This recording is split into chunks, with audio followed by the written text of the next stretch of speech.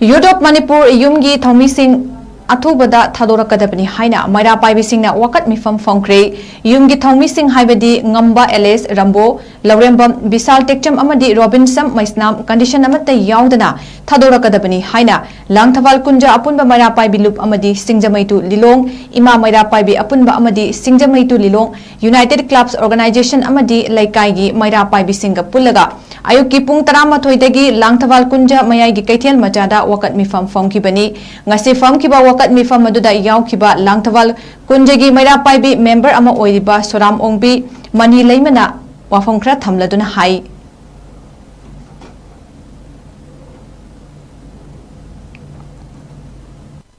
Europe Manipur की थौमी अहुम आखिबा इचासिंग अहुम मदे take कायतना थादोक बिरो मला लेजतबा इचासिंगदगी करिगिदमक्ता फाजिन बिरिनो इचासिंगदो छत्तमता यावदना मामा कोइदे सिंगा बिरो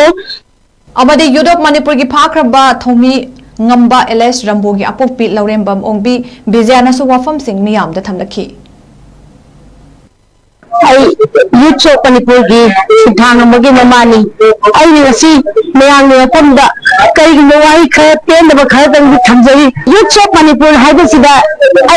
इथंदगी नतगा यूरोप मणिपुर हाइबसे लंकबान खतगी नते मणिपुर मियाम दमतनी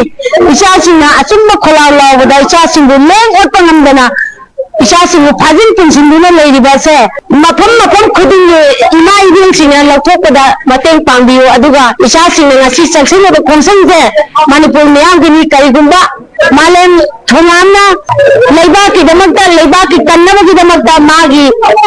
मागी एजेंडा मरीदुदा मा याजरुबनी सपोर्ट तौबजरुबनी माबु सीबगी दा मोय सपोर्ट तौबना मखाताना मलेम थोंगामना हौजिक थोकलिबा इरांग असिदा लेंगाक्ता महांगा तानकिबा दावी सिंह पीदबदगी मसा मथंता मई थाजदुना सिजगनी हाइबदगी स्टेट फोर्सना फाकिबबु अपोकबी ममाना मसा थादोकनबगी खोंजंग कया चंगसिंदुना लाकपनी हाइरदुना मलेम थोंगाम योमगा मरी लेनदे महाकी लेंगाक्ता तानकिबा डिमांड मरीदा सपोर्ट तौबा खक्तनी हाइदसु फोंदोकी